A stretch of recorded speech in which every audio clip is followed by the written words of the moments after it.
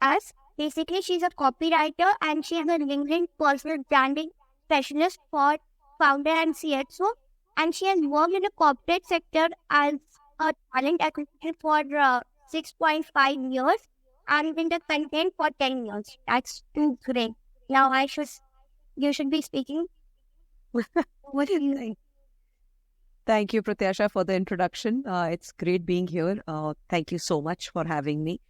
And I hope to share certain nuggets from my experience of almost 16 years, I think now.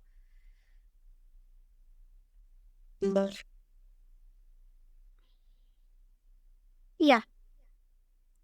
So, how did you get good at copywriting? So it's been an ongoing process. It's not something that has happened overnight. I've been studying a lot of, I have this thing for ads. Whenever I used to be out on the street or even as a kid, I used to love observing ads, the way the billboards are made, the way they have written those one-liners which catch your eye. And then you have these little small, birds and all written on the back of your chocolate wrappers and all also. So I used to always observe all these, the way that it is written. Okay. And as a person, I have been writing since I was 9. So it's over the years that I have evolved in the way I use my words, and I see the emotion that is there in the words, basically. If you look at a Cadbury, it's always a happy emotion. If you look at a Kit Kat, it's just like, okay, you need to take a break, and it kind of, and the chocolate breaks. So let's see, these are emotions, these are triggers. So yes, that's how I have improved my copywriting. Observation is the key over here. Okay. So observation plays a great role in copywriting. Yes, it does. Okay. So how did your previous experience help in crafting compelling LinkedIn profile for CXO and founders? So my previous experience is in the talent acquisition domain. So I was part of it for about 6.5 years, like you rightly pointed out. And over the years, I have interacted with way too many hiring managers, way too many directors at different levels. And each of them had a very different point of view. So like I said, observation, this is also part of your observation, So during my talent acquisition, because you deal with so many candidates and the hiring managers, you pick up a few nuances about their personality, about the way they talk, the way they think. And that helped me in transitioning into a role of a LinkedIn personal branding specialist, because I understand where these CXOs and founders come from, how they think, because of the fact that I could, relate with a similar level when I was working a corporate job, because I was day in and day out with them. So that has helped me tremendously in understanding their thought process, the words that they use. An executive would use a different word than a founder or a CEO of a company, They'll say the same thing, maybe differently. An executive might try to impress the boss and say, use a few jargons or use a few technical words. But the boss or the CEO would try to simplify it even further. They would probably give a story and relate it with that to explain the point. So see, that's the difference experience brings to you. That's the difference an industry brings to you. And that's how I've been able to merge the two in my current role. Okay, so I was reading your profile. So there was CXO. What is that meaning of CXO? It's Chief Executive Officers. Okay. Anybody in the C-suite level, anybody in the senior leadership level. Okay. So basically, I just want to know that how did you get your first client for copywriting or for LinkedIn personal branding? So interesting. I got my first client for copywriting when I didn't even know the term copywriting in 2013.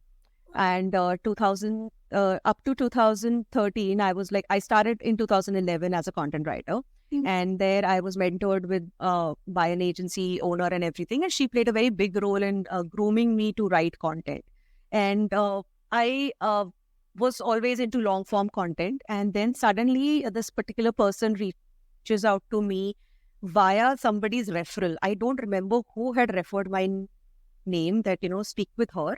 And he just came I still remember his name was Gopi Krishna, and he was building a website in Dubai for a dental clinic, basically. And he's like, "Can you write this website?" I was like, "Yeah, sure. Why not?" And because you're new, you want to experiment with everything. And up until then, I didn't even know that there is a difference between content and copywriting, or a website copy is different. So I delivered the work as per their expectation. I'll tell you how much I was paid. I was paid 3,000 to write that website, which is a very detailed, in-depth technical website, if you see, because it's dental. So you have to be on point with the information. But that website stayed on for, I think, about a year or 2 years. And then I think they brought it down. It doesn't exist. The company itself doesn't exist today. But that was the way I got my first copywriting client without knowing that I'm into copywriting at that time. And I realized that I pretty much enjoy writing short form copy and those little punches to explain the entire business and just those so many words. And with regards to LinkedIn personal branding, again, that was an accident. So my entire career has been made of accidents. It's literally accidentally I've landed in everything in my life. So with regards to LinkedIn personal branding, about 2.5 years ago, there's a gentleman who approached me who had just seen my profile. My name came up on Google when he was searching for copywriters or content writers. And at that time, I had been awarded one of the best copywriters in India as well. So he saw my profile, he saw the way I was writing, and he approached me, I want to do LinkedIn and I want to write copy for my LinkedIn profile. And I was like, okay, I've not done this before. I have to tell you that I'm new to this. I do it only for myself. He's like, no problem. Why don't you go through a profile and etc., etc. The entire thing happened and conversation. And he was convinced with the way I could grasp the industry. For me, at that time, when I got my LinkedIn personal branding client, my industry knowledge played a very big role, because I understood the technical industry he was coming from. Because in my past, in my recruitment career, I had worked with engineering and technology firms. So I understood the technology that they're talking about, the way they're talking about the technology, how they want to portray themselves. And that is what got me going and interested. And that's what got them going for me. And we then negotiated a deal and everything. And it wasn't all that great, but still we started off. So that is how I accidentally landed my first personal branding client. And it's been a roller coaster of a ride after that. Okay, what challenges did you face that I need to give up, but you didn't give up on that journey? My entire content journey? And Oh my God, how would it be? anything. So my entire journey, like I said, is made of accidents. And I landed in recruitment as accidentally as I landed in content. Recruitment was introduced to me by one of my dear friends. And he was like, you are a people person. Why don't you get into it? I'm like, no, I can't do it. And I was like, no, try.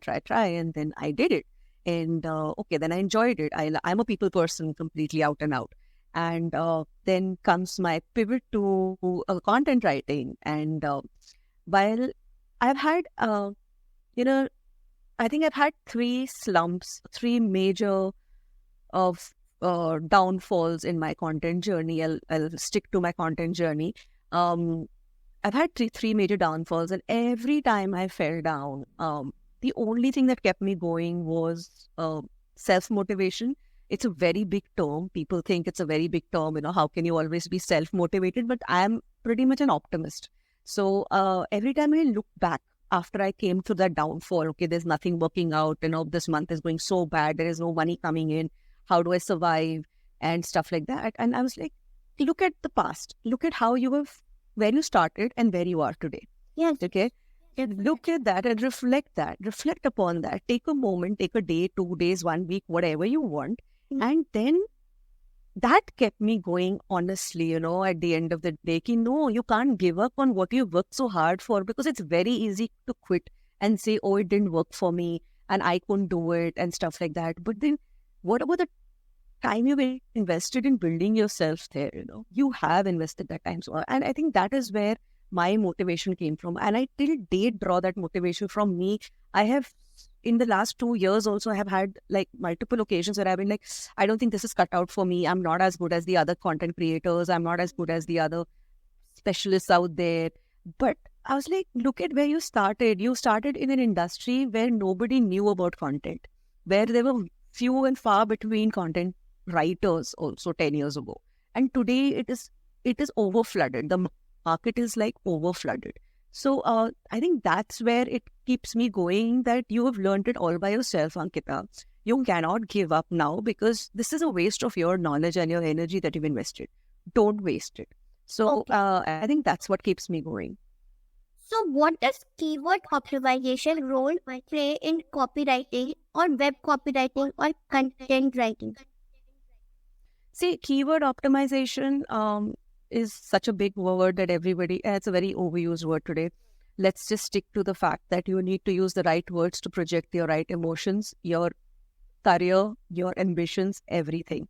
So keywords in your LinkedIn optimization would play a very big role when you want to communicate to the other person or the person who's landing on your profile what you do, okay, and who you do it for.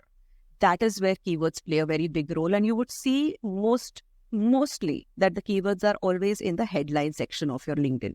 All right. Now, because that's the first thing that people see when they're browsing through profiles on LinkedIn in the search section, or they're just going through profiles randomly and they land on yours. If you don't write the words that resonate with you or that define who you are as a career or as a specialist or as an expert in whatever you're doing, why would somebody come on your profile?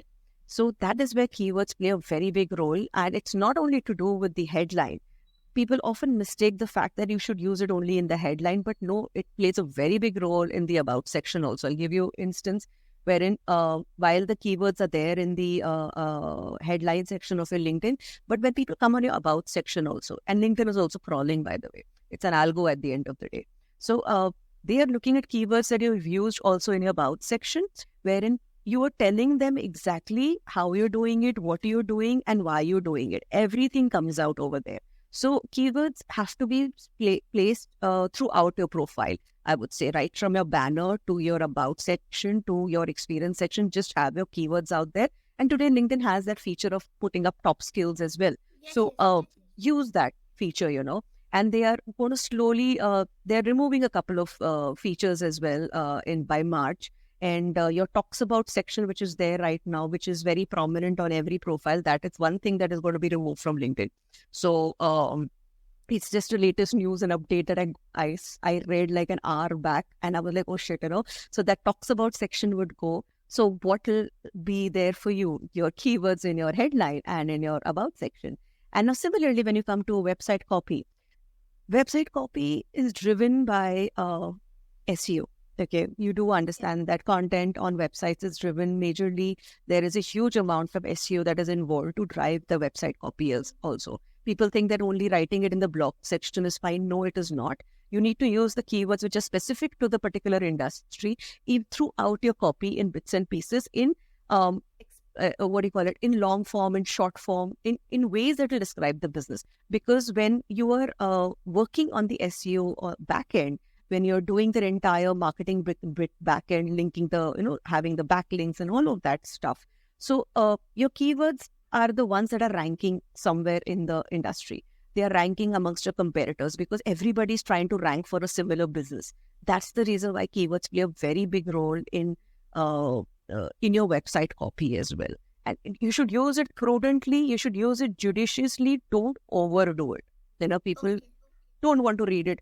Like you are a dairy brand or you're a chocolate brand. I do this chocolate. No, nobody wants to read that. You just need to define it in couple of places, which is prominent, like your headline, your middle section, your main homepage section, your about section, your services section. But mix and match the keywords which are there, because they are asking questions. You're always paying attention to the audience, the questions they're asking, and that is how you're framing your keywords in your website copy as well. Okay.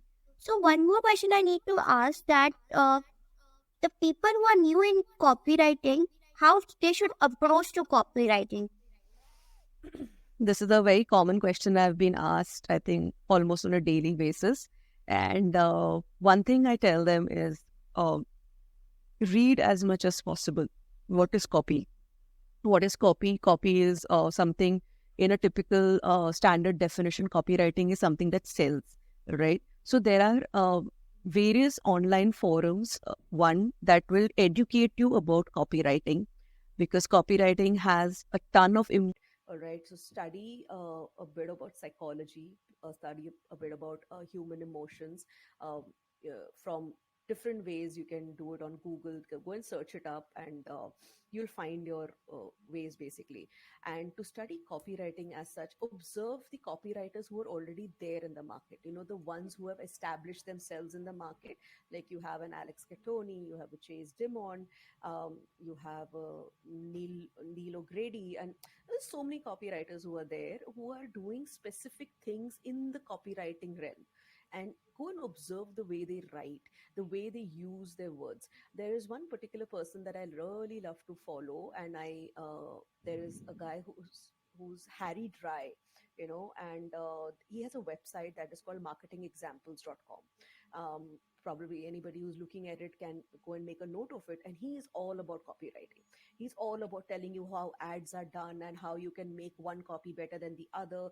This is the way you've written one, how will you write the second one in a similar tone. So there are tons of examples that he gives you from real life. Observe the ads which run online, observe the brands which are running their ads, like a boat or a Apple has always been the OG of copywriting for some reason, and for not some reason, for a lot of reasons, because they just touch the chord, they just let you know that it's not a phone, it's not an iPod, it's a luxury, or it's productivity. These are the terms that come into your head when you think of an Apple.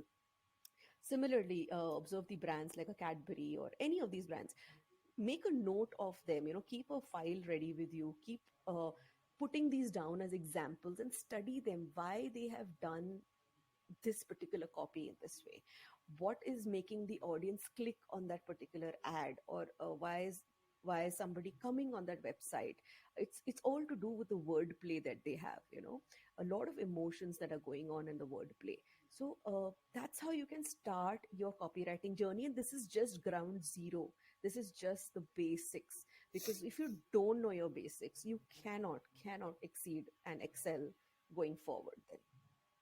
Okay, but see, as many beginners, they tell that they learn basics, but they forget. So how they can remember the basics? That's what I said, keep a copy, keep a file ready. Like I till date have it. I maintain a Google Doc. I maintain my Notion files, Hmm. wherein I have kept different examples of different copies that I like. And I always keep like marketing examples on top of my saved bookmark list basically. And I keep opening it and going back to it to think about how I can do it differently. I have an Alex Catoni's website opened, or her Instagram reels that keep playing, and I keep looking at it, observing how she's talking, how she's presented an ad, what is she saying about copywriting. She's just educating, right? So I Yeah, yeah. keep saving this in my folder, because I know that I can go back to this folder and I can take a look at it. So whether it is email copy or whether it is regular ad copy, I keep saving it over there. uh, it is scattered for me in certain places, but Hmm. make one file where you can just store it so that you don't forget it, and make Okay. notes of it, and make I love to do everything in black and white. Black and white is paper and pencil. I Yeah, yeah. use my paper and pen very diligently. I keep making notes of whatever I like. I keep bookmarking my books also. I keep putting tags on my books. Okay, this is what the section talks about and all.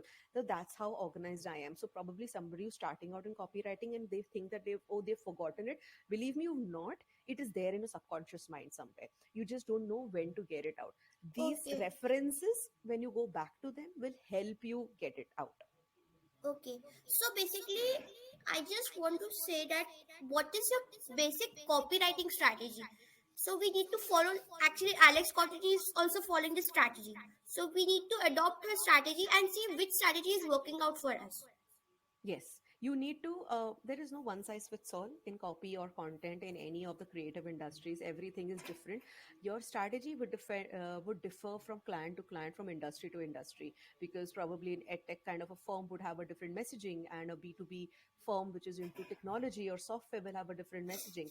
Both would love to play around with their words. So your strategy would really depend on how much you're studying that industry, how much in depth you're going about that industry, and actually making notes about the things you have noticed as differences in the websites that you're looking at, the comparative websites, or even similar related websites. Making note of it will change your strategy and will make you evolve as a copywriter, and also adjust your tonality as per the copy that you're writing per se. So everywhere, if you see, Pratyasha, it boils down to how observant you are, how carefully you're making notes of everything that you are reading online. You have to be that invested in your business or in your line, in your field, basically, and how you segregate each of them, either in a folder or in your in on paper and pen, or in a Google Doc, whatever you want, how you segregate it. So, and you keep going back to it. Don't forget it. People tend to forget to go back to what they have written. Don't do that. Just make it a practice, and it takes a while to get that practice in place, but you'll get there. So, can you just explain that the difference between inbound leads, outbound leads, and beta? And what? Beta. Beta. Yeah.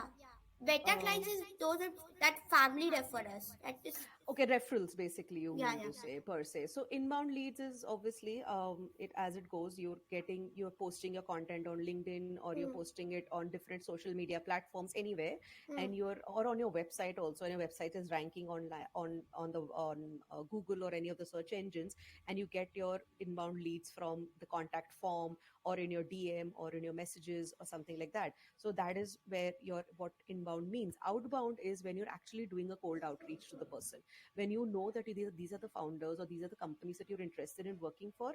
You're actually creating a strategy based on their content that you've observed in the specific field that you want to approach them for. So if you want to approach them for blogs, you're noticing a gap, you will highlight the gaps that are there in their blogs. You will meticulously study their website, study all the posts that have gone on, and you'll study all the social media platforms as well when you bring it out directly in a first cold pitch. So that's what cold pitches, and that's what outbound leads are basically. It's actually going out, doing a cold outreach to the clients you want to work with, specifying the things that you have observed and where you think you can make it better by giving proof of concept. Your proof of concept would be that you've done an XYZ scaling for a particular company, or you've ranked this one particular blog from the third page to the first page, or the first position as such. So anything that basically puts you as a USP and gives your USP out, do that, and that is your outbound reach. Now, when it comes to beta or referrals, I would call it, it's easier. Referrals is when, of course, your friends are referring to you. And here what you do is, don't ever stop talking about what you do and your business. Like when we meet a person who's in a job, they will somebody will ask, what you're doing. I'm a software engineer and I work for so and so company. And then you always have that person in the back of your mind, okay, this person is a software engineer in an Infosys or a Wipro or whatever. Same way, don't stop talking about what you do, with your friends, with your family. Keep telling them, okay, this is what I do. You meet a new person, you meet an acquaintance, talk to them about it. You meet strangers, talk to them about how you're building yourself as a freelancer, or as a solopreneur. uh, Never stop talking about what you do and highlighting it. Highlight it everywhere, because we got to sell ourselves at the end of the day. Okay, nobody's going to come and sell it for us. And talking to friends and family really helps, because they keep you in the back of the mind and they give you references. That's how I have got a couple of references. When somebody has spoken to an ex person, and they said, okay, okay, Ankita does this work, why don't you approach her? And they've approached me like that. So it helps to keep talking about what you are doing and highlight it very specifically. Don't give a I do this and leave it. No, be very specific. Like people are in jobs are very specific about what they do. This is also a job for you. So Please we don't. need to mention our USP basically. You need to mention your USP, your niche, the categories that you work with, and explain it to them, because not everybody understands content, honestly. You need to explain what you do, how you go about it. And maybe the older generation or our parents and people in their age group may not understand, but their children, of course, they do. And highlight what you do at every stage and build conversations around it. That's the best way to go about it. Okay, one more thing I need to ask you that. So you are a copywriter, and we need to approach to the client. Basically, the middle source is cold email in outbound process. What is that cold email strategy we should be following for your niche? Basically, you are a website website writer, content strategist, LinkedIn personal branding. So you follow some cold email strategy to get outbound clients. So Yeah. So outbound is a little picky, is a little tricky to say. Some people say that, be a little warm in your approach. Like especially for LinkedIn, they say that be warm in your approach, which is good because you want to do a soft approach. What is a soft approach? You send a connection request to the person. You tell them directly what you do, but don't expect a business from them immediately. Okay, hire me. Don't do that. Once they accept your connection request, or before that, start engaging with their profiles, start putting in your point of view, start giving out certain nuggets based on whatever they have posted. Put in your point as well, your opinion as well, so that you come in front of them. Your profile starts getting highlighted because they start communicating with you, they know what you're talking about. So this is softly going about the entire thing. Now when you're doing a outright cold approach, get in their email IDs, uh, draft an email which talks about the pain points that I just spoke to you about. I told you, just highlight the pain points, see that you have observed a gap. I'd done this in the past. So for me, most of my clients come inbound. Okay, I have recently, or of late, I've started going outbound because I kind of enjoy it. And it that kind is a of little gives bit challenging. it is very challenging, because you don't know what the other person is going to say. Yes. So I started enjoying it, and I've seen people accept my connection requests and they've started interacting with me in my DMs, asking me how I am doing, what I am doing. And I never refrain from giving them any free information or any way they can make their profiles better. And they like that idea. They know that she knows what she's talking about, and they've been very approachable that way. So it takes a while to get the person to warm up to what you want from him or her, but just be very specific in the way you are approaching them, and don't leave them in the lurch. Like, don't leave a connection once you've made, just leave it like that in air. Make a note of all the people who have accepted your connection request, all the ones that you really want to work with, and start build conversations in the DMs with them. I observed this post of yours, and I think you brought out a brilliant point, and what do you think about, ask a question. They will be very responsive in that. And then you can also tell them that this is how I think you can make it better. And probably I've done this in the past. Recently I did it with somebody. I'll not name the person, but wherein he writes lovely posts. He's a specialist. He's really good at content and all. And then I was guiding him in small ways, that how you can format your post better. Oh, I think you did a brilliant job in bringing out this particular point. Maybe put it in 1 2 3 and just drive one message in one post, and it should serve your audience better, because nobody likes to read really long posts also. Even if you have a long post, keep breakers in between, keep a lot of white space, don't make it don't stuff it with long paragraphs and all. I advised him on all of this, and then he's the one who's coming back and asking me, okay, what do you think about my post today? And he's a founder of a very, very big content group, and he's like, what do you think about my post today? And when that opinion comes to you, when they ask you your opinion, that you've made a difference. You may not work with the person today. I know he's looking at, we've discussed the fact that let's collaborate sometime soon, and let's see how we can work things out between the two of us, and how we can kind of professionally engage with two of us. That itself shows that interest the person is building in your profile, and that's a big win at the end of the day, because it's not easy to get somebody like this to respond to you. So yeah, even in your like I previously mentioned, be very structured in the way you write an email if you're doing a cold outreach, and be very specific. Don't make it too long. Make it cut point, 3 points this, 3 points this is what I bring to the table, and let's get on a call. Just have them come on a call with you first. Most of the time they will, when they have seen that you've observed these gaps in there, and they will tell you, yes, I know that these gaps exist, let's get on a call. See how the first call goes there. You may or may not want to work with the person at the end of the day, or whatever, but you've got them on a call at least. So that's how cold outreach works. It's quite tricky. I wouldn't really say that it's as easy as pie. It is not. But these are the steps you can follow. Be very specific in the way you write to them. So basically, I just want to know that. So first we should freelance or work for a company if we are in any of the niche. Uh, it's a very tricky question, honestly, because a lot of people you've seen on LinkedIn, they keep saying work for yourself, work for yourself.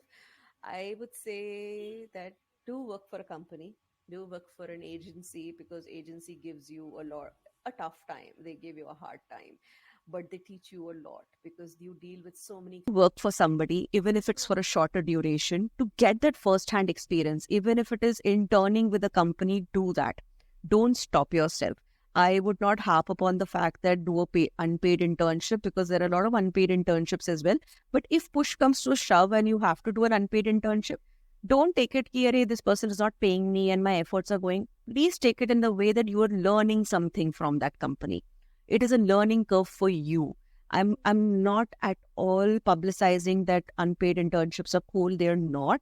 But if there is an opportunity for you to learn something, even if it is for 3 months, do that. So I would say that give yourself some time to evolve in a content industry or in a creative field. Work with somebody, work for somebody, and gain that experience, gain how it helps you, because what it will do is it will only better you as a freelancer.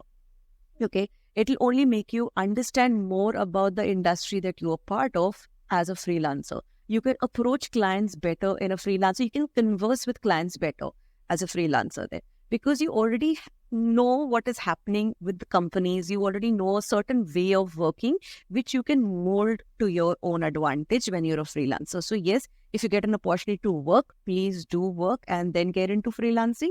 Or if you are freelancing, don't ever give up an opportunity to intern, especially when you're beginning or you're starting your journey as a freelancer. Try to get as many internships as possible. Try to work with people. It'll help you grow. It's all about your self-evolution and how you're growing in your industry, because it's a cutthroat competition out there. Okay, so I just want to know that what market should we adapt in copywriting, website writing, or in your personal branding? What do you need to adapt? To a market change. To the market change. Yes. Market change, right? Yes. So here again, I see that it all comes down to you making an effort to actually understand the market at every stage, whether it is by making notes, whether it is by observing how companies are writing on their websites, or how a founder on LinkedIn is writing, or how a personal branding strategist is presenting themselves. It all boils down to your observation skills and your keen interest in learning more about that industry. So how do you adapt to a market change? You read a lot. You keep in touch with the what do you call it? The marketing leaders. You read about what they are talking, because they are doing it day in and day out. They are the ones who are evolving over the years.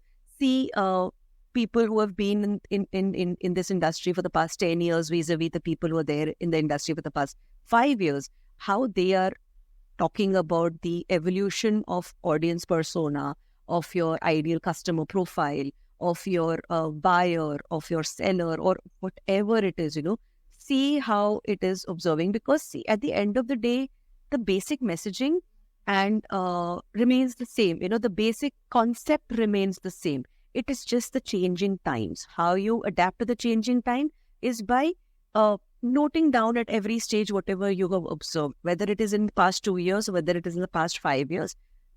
Make a note of it.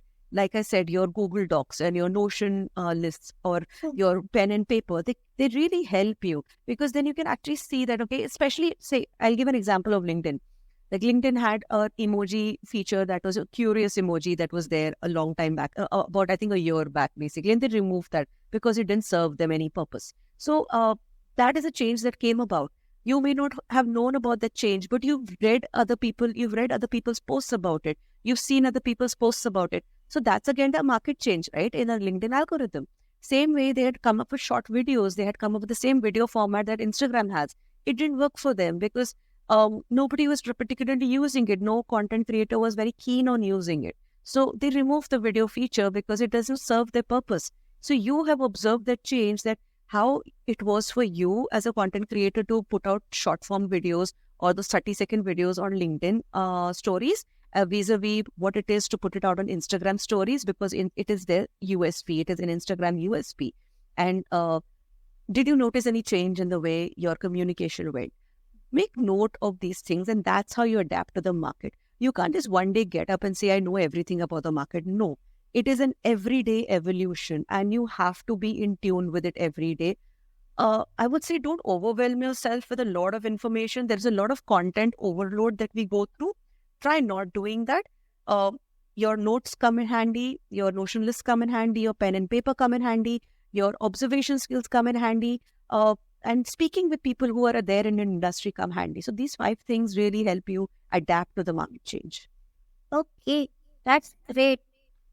So how to charge as a copywriting or website designing, so personal branding? So pricing, it's very skewed. It's very skewed in our industry. I have a very basic formula that was taught to me by my mentor years ago. He just told me one thing, that how about fixing a monthly income for yourself? Fix a particular income when you're starting out. Maybe, a 20,000 income also looks very nice and glorious. So do that, fix a particular income in a month. Now then start doing backward calculation. You cannot come to a figure that I would charge 5 rupees a word or $1,000 for this piece when you're starting out. Nobody will pay you because you don't have the experience, honestly. But when you do this small calculation, wherein you divide your month as per the amount that you're earning. So you're dividing, say, 20,000 in 20 days because you don't want to work weekends. So you're dividing it into 20 days or 21 days, whatever it is, and see how much that amount comes up to. So you know that per day I need to earn this much amount at least. Kuch bhi ho jaye, I will earn this much amount. And then based on that, we'll just give one example of probably a blog writing or a blog post that you want to put out. Based on that, you can at least then start calculating the number of hours you have put into the piece, your research, your editing, your proofreading, your actual writing. All of these factors come into it.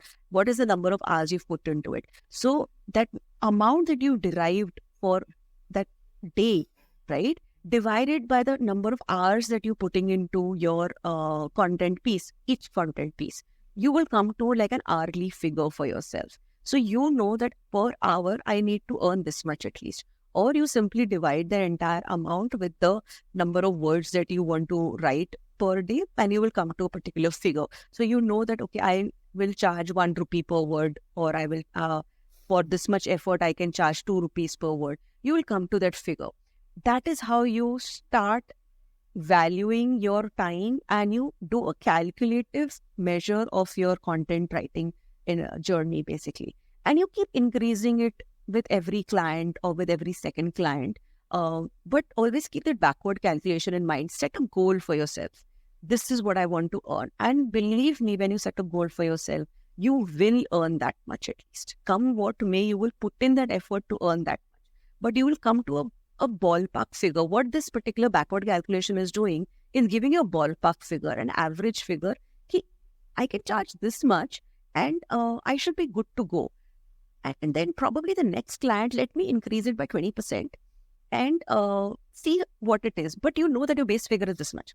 Base figure will not change. But you know you can try giving it a 20% boost and see what the client responds. If there's a negotiation, you know this is the base figure that will come to, which you will be happy with also. You're not compromising anything anywhere. Because there are a lot of unsaid intangibles that are involved in content writing, which even clients understand, but they don't want to accept it. And we as content writers understand, and we don't want to put it out. Intangibles are what? Your internet time, your stationery, your telephone, your your cost of the electricity. These are not some things that you can measure. You can't say 3 rupees per unit per hour mera lag raha hai to meko 3 rupees da. These are intangibles, but you need to take it as a holistic figure. Keep it at the back of your mind. So you add 20% to whatever amount you're charging, that these are the intangibles that will be covered in it as well. And that's how you build a pricing structure initially. Once you get that first figure right, you know that you can keep increasing it, play around with it. Because no two freelancers would charge the same amount. No two people will ever tell you that you should charge only 2 rupees per word for this particular blog post. Otherwise, you don't work for it. No, why not? You are starting out. 2 rupees is not going to work for you. Probably 1 rupee you'll be happy with.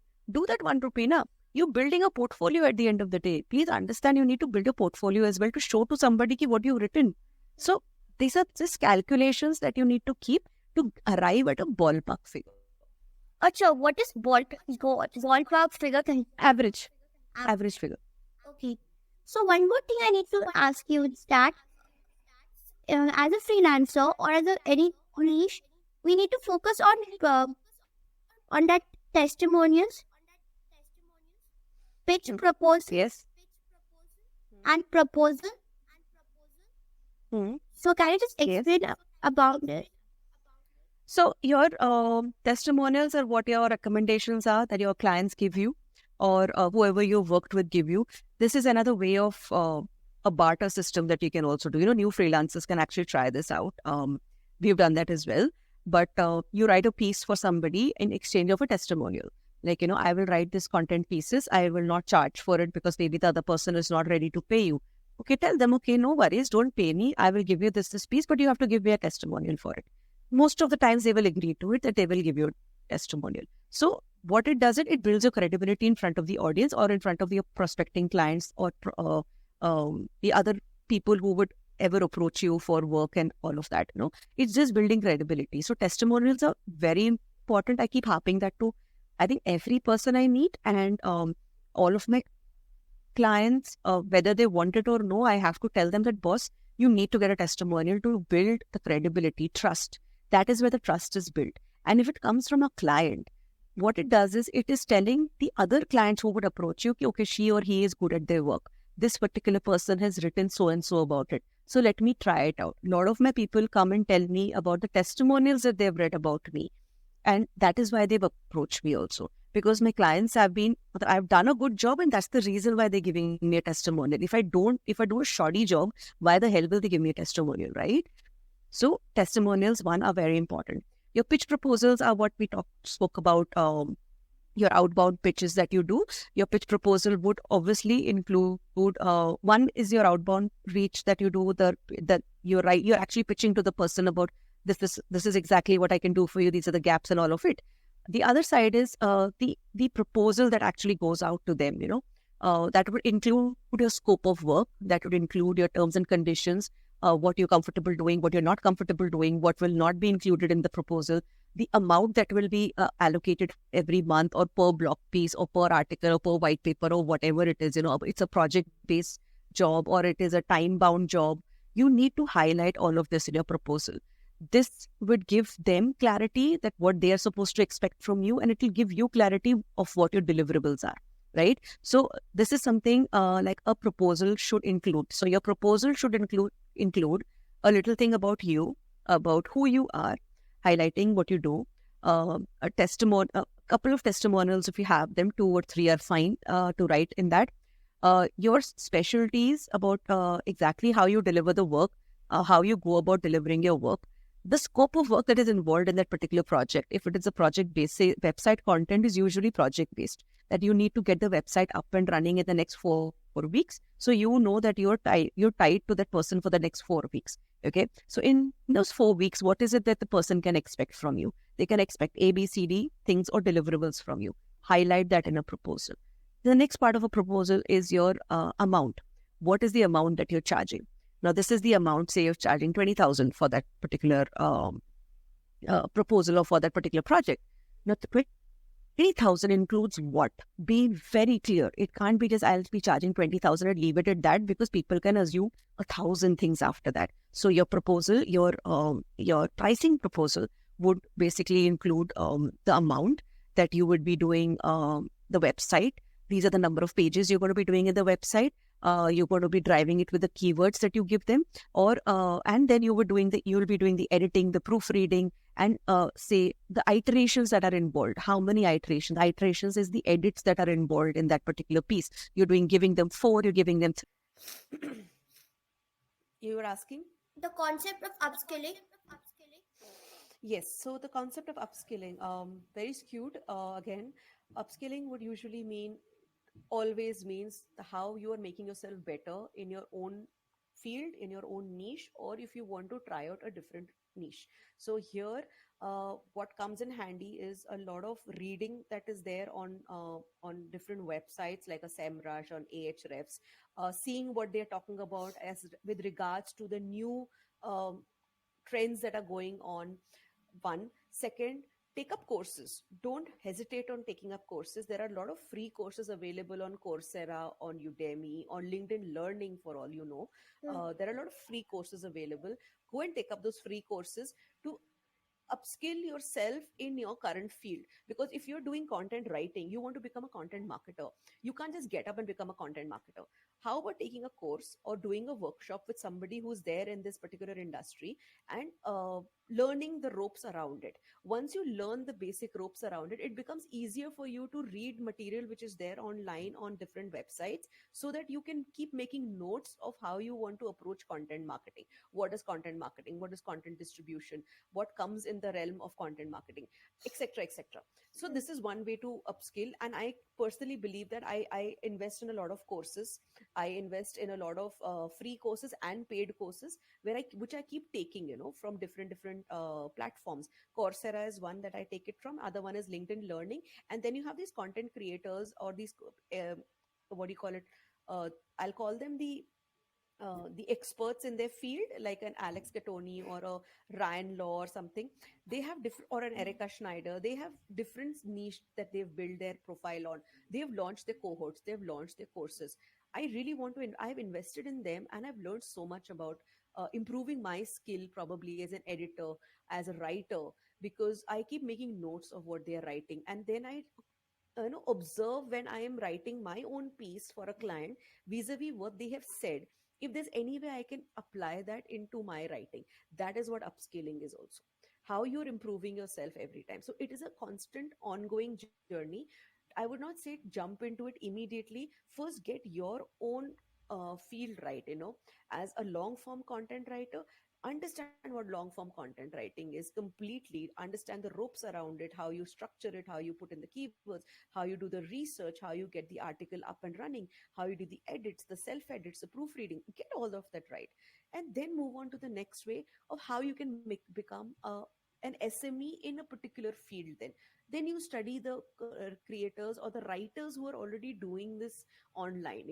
They will keep putting out information. Keep making note of those information.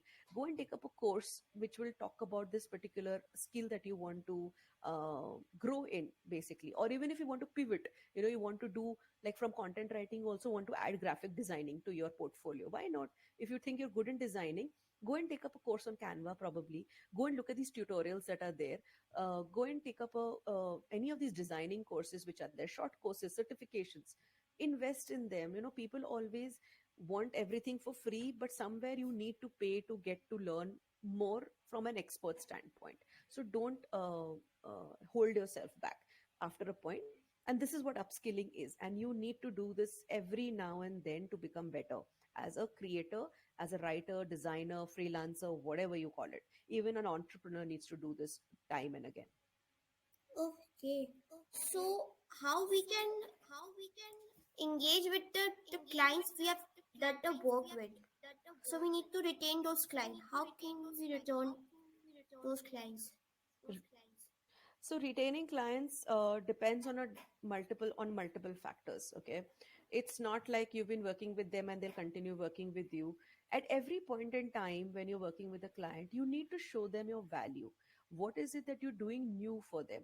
How is it that you're approaching their content? How is it that you're advising them with the way they can experiment with their own content, their website, their blogs, or their LinkedIn, basically anything per se. Um, what this does is you need to keep communicating, having those brainstorming sessions with them to build that confidence. People get retained when they have confidence in you. One. Second, budget budget is something which is not in your hand. So if a client is going through a budget constraint, it is not in your hand to tell them ki, no, no, you still retain me, and even though you're going through a budget constraint, they will not. All right. And so that is one very a variable factor. So retaining clients is not a straightforward thing, and it cannot have a straightforward answer. It is a mix and match of a ton of stuff that is there.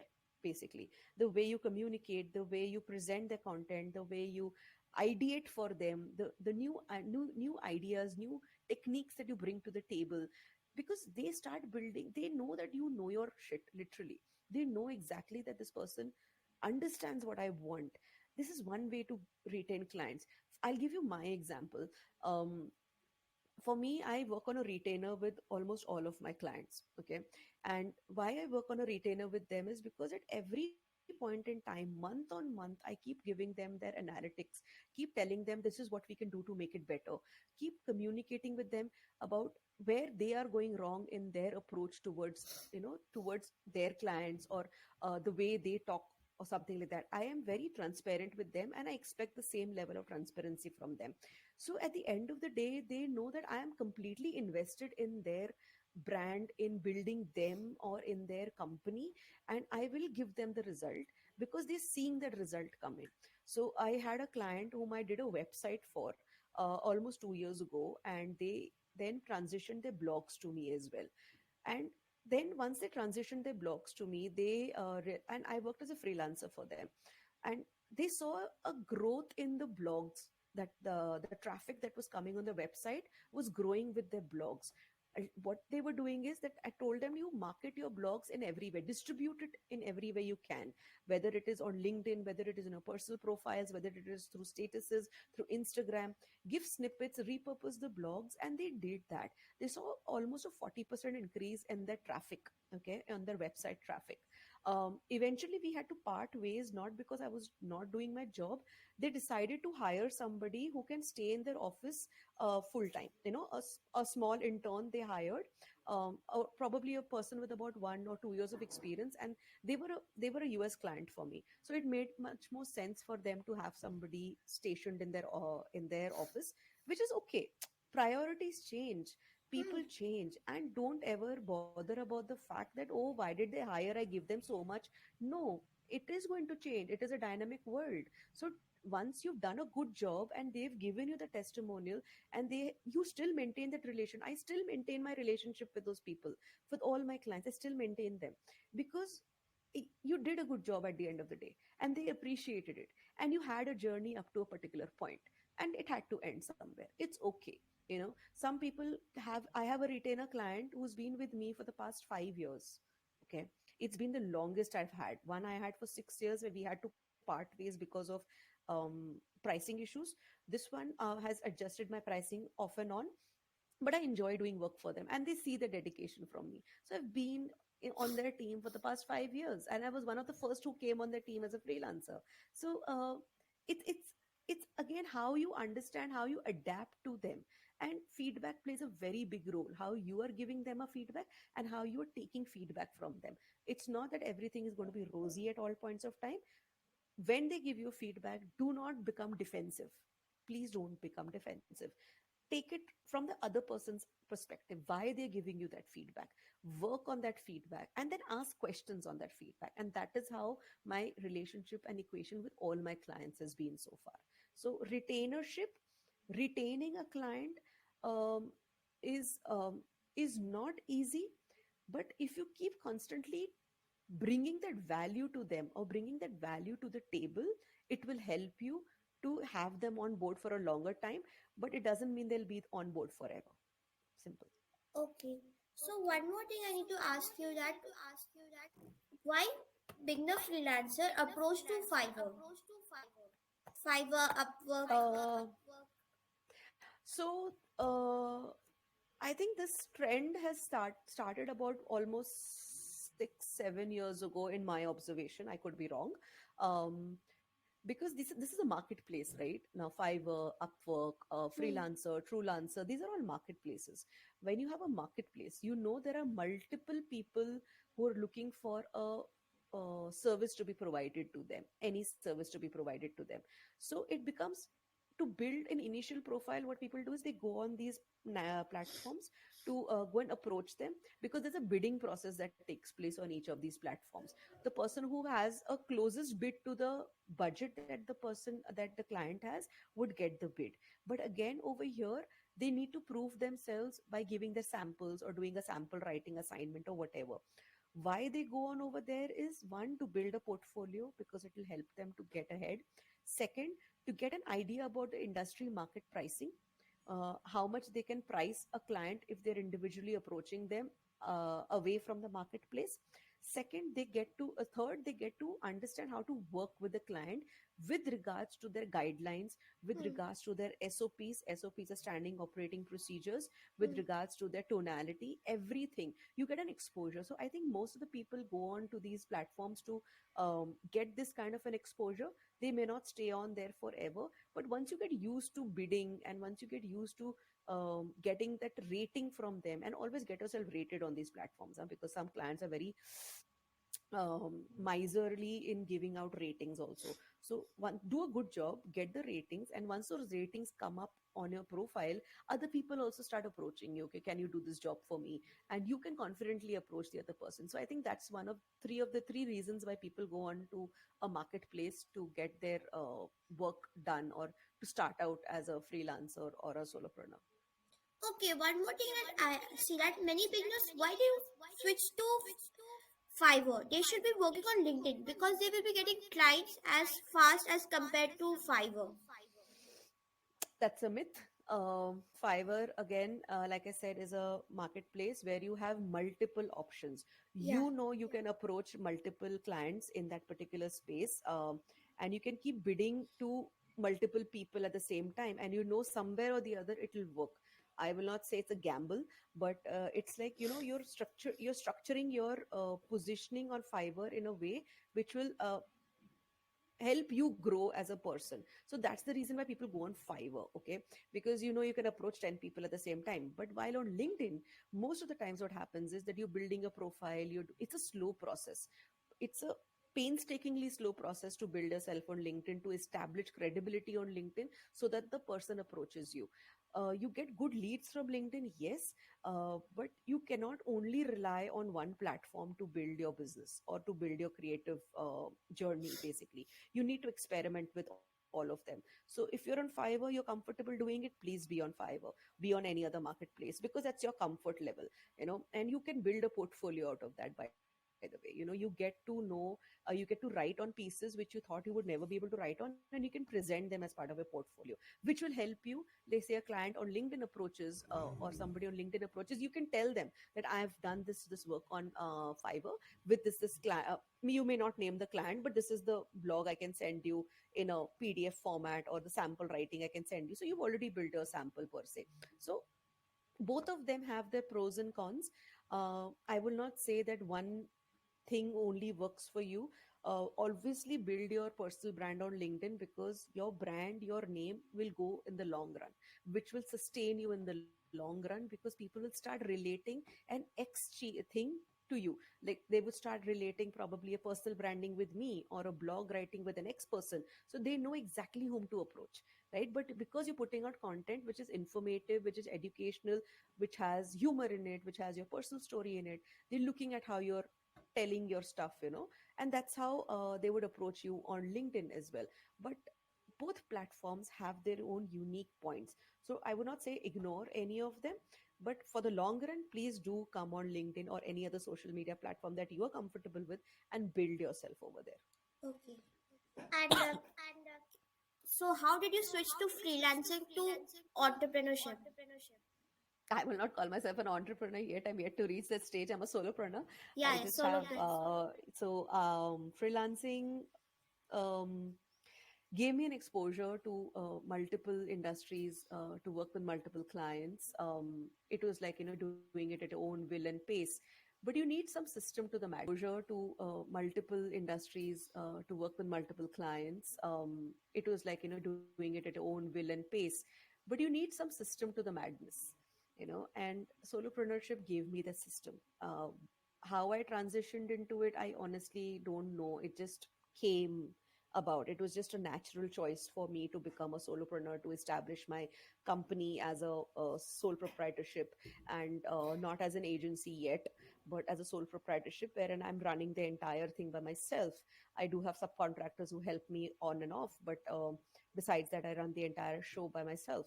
But how the transition happened is where I knew that if I need to grow tomorrow as an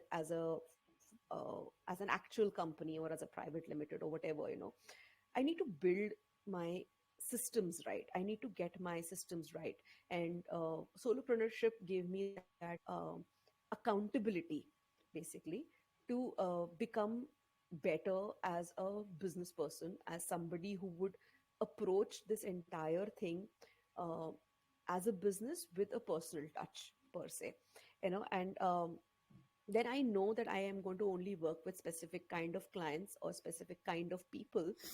And I have my what do you call it, my SOP set, my the format set, the workflow set, everything is set. So there is a very thin line difference between being a freelancer and being a solopreneur. All I would say is it brings in a lot more accountability and responsibility on your shoulders, because now you're treating yourself as a business. You're treating yourself as somebody who's on their journey to become an entrepreneur or to become a slightly bigger founder or something like that, so you're just building your journey, basically. So that's where I transitioned from freelancing to solopreneur. I don't really remember the timeline that I transitioned into it, Yeah. honestly. Okay. So how did your communication become so strong? You were good from starting, or you improved?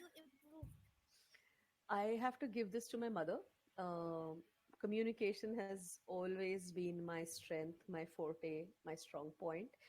I have been an avid reader from the time I was a kid, a toddler. My mom always drove the fact that you need to read. So I have read, like, I don't know how many books, started with fiction reading, then it came to comic books, everything and anything. I used to just love to read.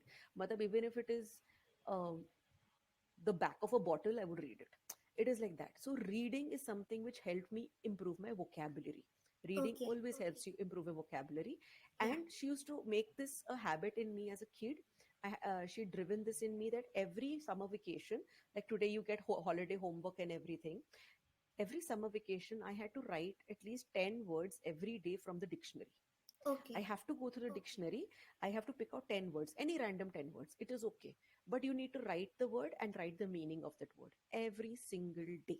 And that is how I improved my spellings. She worked with me on my phonetics. Like, she would always tell me, I keep telling this to people, break the word, if you can't pronounce it, break it.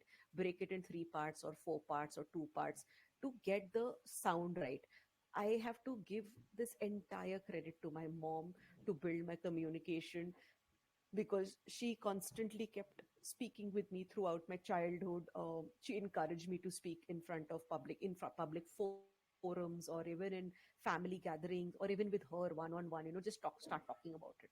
So I used to start talking, and that's how and every time she gave me a different view. She corrected me, and but the major point was me reading every day, and for forever I've been reading now, and writing that dictionary exercise that really helped me. So once you improve on your vocabulary, you start improving on the way you would speak with a person.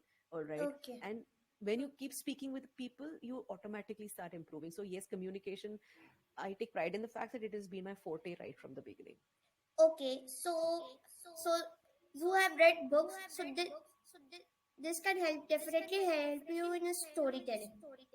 Yes, it does. The number of fiction books I've read. Fiction books are great for storytelling, by the way. So anybody who wants to do story, who wants to incorporate storytelling, which is an important part of copy of content today, everything is relatable through stories, and the way you tell a story, I would attribute that to my fiction reading that I did. So I've read the Hardy Boys and the Nancy Drews and the Daniel Steels of the world, and it is the emotion that they bring out in the story with each character that they describe.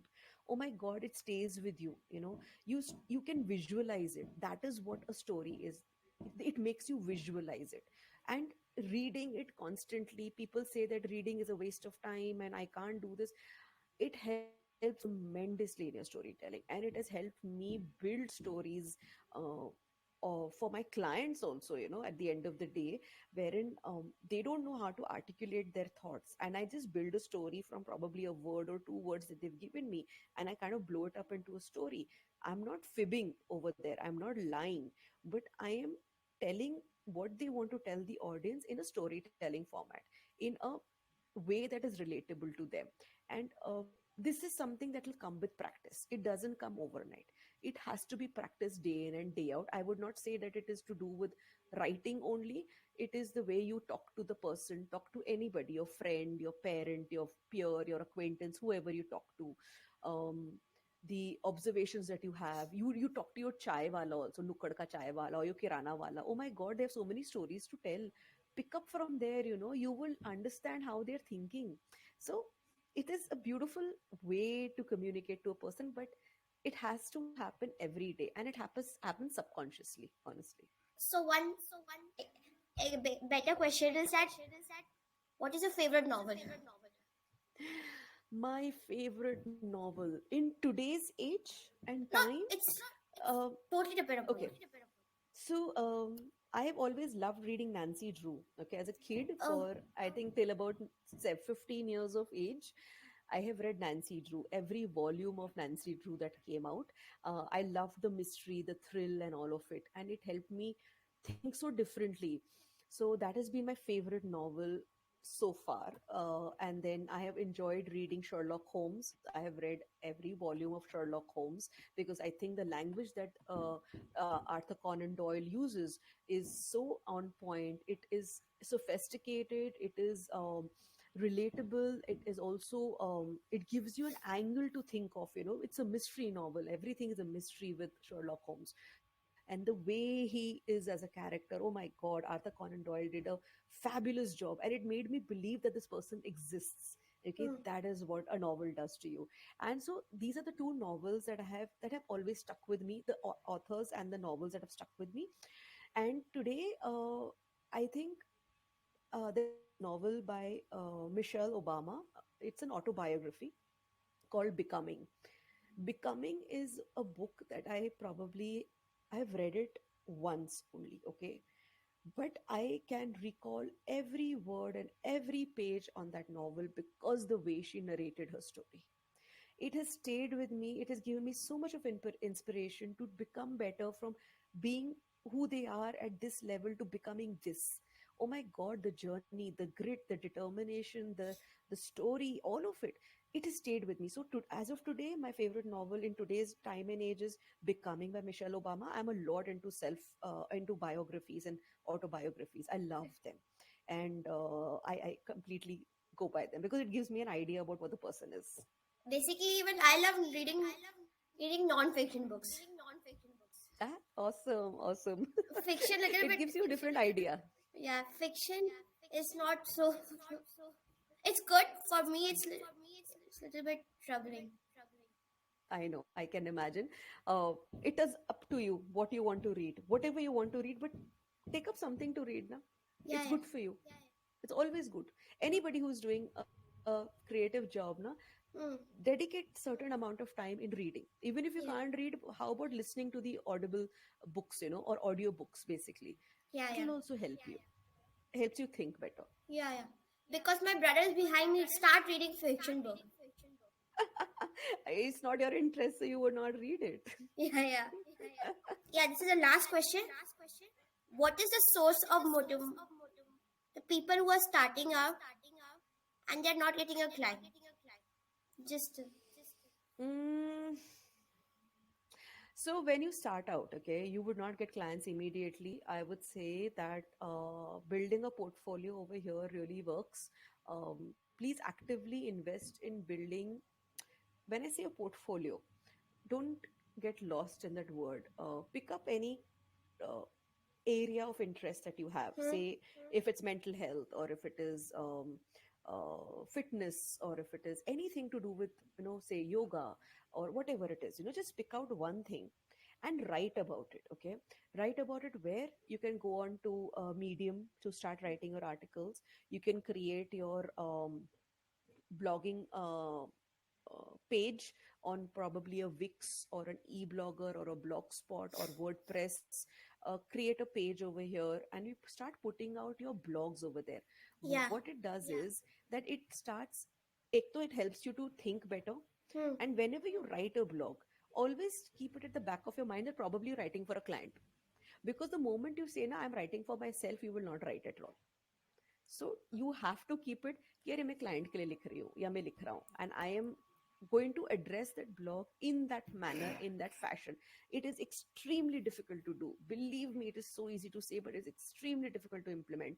But you have to put in your yourself in that and write your blog on these platforms and start writing on an everyday basis. Write 500 words every day, write 300 words every day, but write something every day which will help you, one, become a good writer.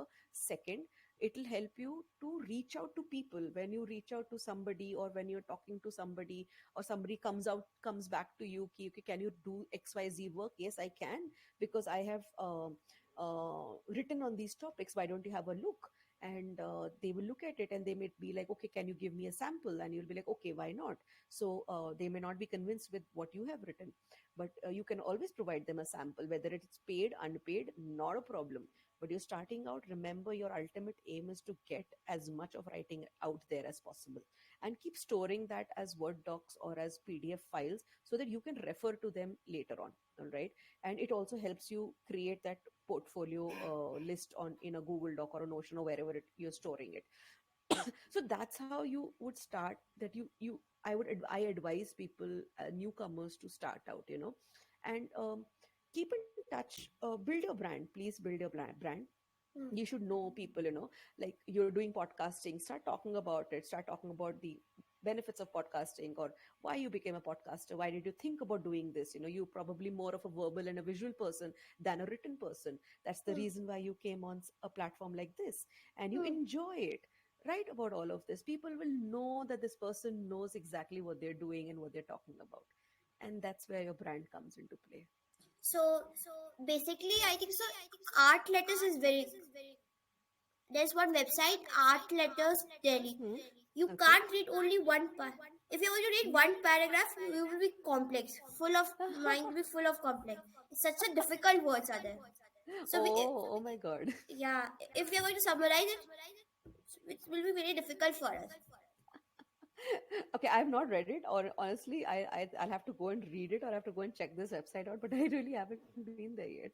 Because I used to remember a teacher used to tell us we should read for comprehension. Oh yes, of course, of course. How Uh, can you forget comprehension, man? yeah, arts and literature was great source for us that during that day. Okay, so during my time, we didn't have anything online. Everything was offline. So for us, the only source of inspiration to write a comprehension or to do anything to do with comprehension were the guides that we used to get, and Ren Martin. Ren Martin played a big, Oh, big role. I don't like guides We had because nothing else. guys, no, you used to get a workbook, I think. No, so not even workbooks. It used to be actually Navneet guides that we used to have. We used to have these essay books. We used to have comprehension Yeah, books, which are essay books there. is better. Yeah, all of it. We had to do all of it because there was nothing else that was taught in school. School was very limited. So Hmm. to do everything outside, you Hmm. had to go into a Navneet ka guide or Navneet ka comprehension book and keep solving the comprehensions there. I think so. English newspaper also was there. English newspaper, but as kids, you really don't go into the newspaper bit of it now. Who reads the newspaper as a kid? You Even should just read the front.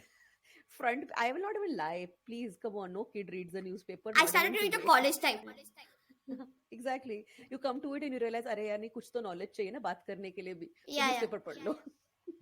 So it was a pleasure talking to you.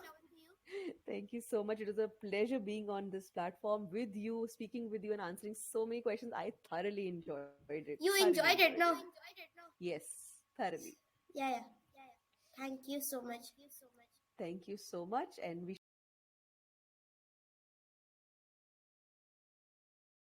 you deal with. So, try to